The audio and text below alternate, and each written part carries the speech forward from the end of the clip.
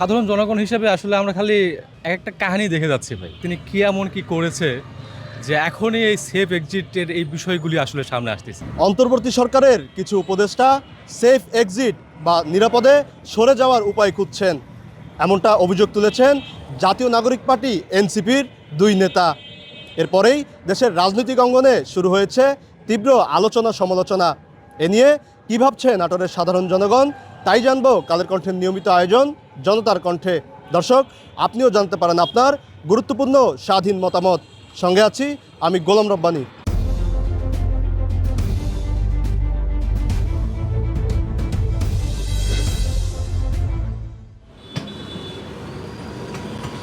সাধারণ জনগণ হিসেবে আসলে আমরা খালি একটা কাহিনী দেখে যাচ্ছি ভাই, শুরু থেকে এখন পর্যন্ত। শুরুতে এখন যে যারা সেফ এক্সিট নিয়ে যে বিষয়টা নিয়ে তারা কথা বলতেছে, ইনারাই কিন্তু এই বিগত এই কয়েক মাস আগেই বা বছরখানিক হলো আন্দোলন করলো বা বৈষম্য বিরোধী ব্যানারে আন্দোলন করে তারাই কিন্তু এখন যারা এই যে সেফ এক্সিট যাদের বিরুদ্ধে তারা এই যে কথাগুলো বলতেছে, এরা কিন্তু তাদেরই নেতা ছিল। তারাই আবার তাদের বিরুদ্ধে কথা বলতেছে। আসলে এই ধরনের মানে কত রকম নাটক আসলে আমরা দেখবো সাধারণ জনগণ হিসেবে। আমরাই আসলে এখন বিভ্রান্তিতে পড়ে গেছি যে আসলে তারা কি চাচ্ছে বা কি করতে চাচ্ছে বা তাদের উদ্দেশ্যটা কি। তারপরে আমাদের যে অন্তর্বর্তী সরকার, যিনি বর্তমান ক্ষমতায় আছে, সরকারে আছে, ইনি আসলে ক্ষমতায় আসার পরে তিনার কার্যক্রমে বা তিনি কি এমন কি করেছে যে এখনই এই সেফ এক্সিটের এই বিষয়গুলি আসলে সামনে আসতেছে।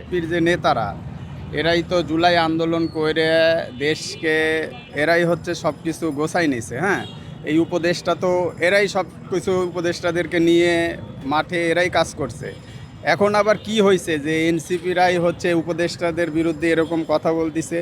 এটা তো আসলে আমরা সাধারণ জনগণ চাই না। আমরা চাই যে সবাই মিলেমিশে একসাথে দেশটাকে আগানোর জন্য একটা বিষয় আছে, যেটা হচ্ছে যে এই যে উপদেষ্টারা সেভ এক্সিস্ট যাকে বলে, যারা বাইরে চলে যেতে চাচ্ছে। হ্যাঁ, এটার কারণ কি? আমি কি মনে করি যে হয়তো এনসিপির সাথে তাদের মতামত ঠিক হচ্ছে না বা এনসিপি তারা সাপোর্ট দিচ্ছে না, এই কারণেই কি তাদের বাইরে চলে যাওয়া? খুবই সাধারণ মানুষ, তা আমাদের ভাবনার সাথে খুব বেশি প্রাসঙ্গিক কোনো কিছুতেই হয় না। আমরা শুধু ভাবি, তারপরেও একটা ব্যাপার আমরা এটুকু বুঝি, সেফ এক্সিটটা আসলে এই মুহূর্তে আমরা শুনতে পাচ্ছি। বিগত সরকার বা বিগত যে আমরা 51 বছর বা 50 বছর পার করেছি, আমরা কিন্তু সেফ এক্সিট দরকার হয়নি।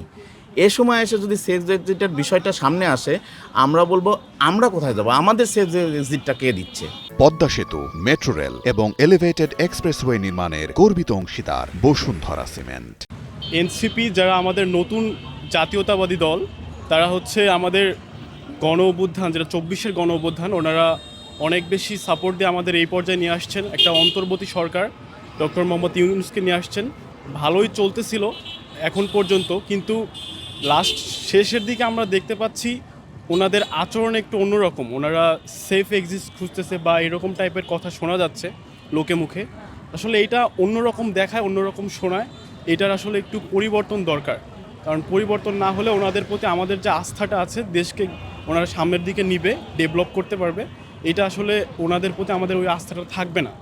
সেজন্য আমরা চাইবো যে ওনারা যাতে এই আস্থাটা ধরে রেখে সামনের দিকে এগিয়ে যেতে পারে। হ্যাঁ, এরকম এখনও আমাদের ওইরকম আহামরি কিছু ওদের ল্যাকিংস এখনও চোখে পড়ে নাই, যেটার জন্য সেফ এক্সিট খোঁজা দরকার বা এরকম কিছু দরকার হচ্ছে না আপাতত। তবে ওনারা যেন ওনাদের পজিশন নিয়ে সন্তুষ্ট থাকে, কোথাও যেন স্বজনপ্রীতি বা এই ওনাদের এলাকায় বেশি কিছু হচ্ছে এরকম যেন না হয়, সার্বিকভাবে সুষম বন্টন যেন হয়। এটা হলে আই গেস ভালো কিছু হবে। আমার মনে হয় সবাই মিলে কেউ কারো দোষ না দেখে সবাই কাঁধে কাঁধ মিলে একসঙ্গে ভাই ভাই হিসেবে কাজ করা ভালো আমি মনে করি। আর যদি একজন আরেকজনের সাথে হিংসামো করতে থাকি, তাহলে হিংসা জাতি কখনো আগে বাড়তে পারে না। আগে বাড়ার জন্য হিংসা ত্যাগ করতে হবে।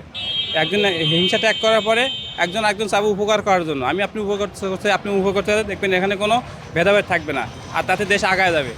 এটা নিয়ে আমি মনে করি যে এই দেশে এত কোনো পরিস্থিতি খারাপ হয়নি, কারণ বর্তমান দেশ পরিস্থিতি অনেক ভালো আছে আগের চাইতে। এইভাবে যে তাহলে আমার মনে হয় এটা যাওয়া ঠিক হবে না। মানুষ হিসাবে আমাদের কথা হচ্ছে যে কে সরকারে থাকলো কে থাকলো না সেটা বড় কথা না, যে থাকুক দেশটা ভালোভাবে চলুক। সাধারণ মানুষের দ্রব্যমূল্য বৃদ্ধি পাচ্ছে, চলি ফিরি শান্তি নয়, রাস্তাপথে যেখানে সেখানে ছিনতাই হচ্ছে, এগুলো দেখার তো দরকার আছে বর্তমান সরকারের, সেটা তো দেখছে না। সাধারণ মানুষ চায় কি, কে সরকারে আসে সেটা বড় কথা না, শান্তি চায়, দেশের আইন শৃঙ্খলা শক্তিশালী চায়, এইগুলা চায়, কিন্তু আমরা তো সেটা পাচ্ছি না। উপদেষ্টা যদি কোনো অন্যায় কাজ করে থাকে, যদি প্রমাণ সাপেক্ষে প্রমাণ হয়, তার আইনাঙ্গ বিচার হবে। সাধারণ মানুষের যেরকম সবার বিচারের অধিকার আছে, ওরও বিচারের অধিকার আছে। এর সুযোগ নাই। উনি হচ্ছে প্রধানমন্ত্রী কেন না হোক, একজন উপদেষ্টা কেন, প্রধানমন্ত্রী কেন না হোক, আমার কথা হচ্ছে যে অন্যায় করবে তার সাজা হবে।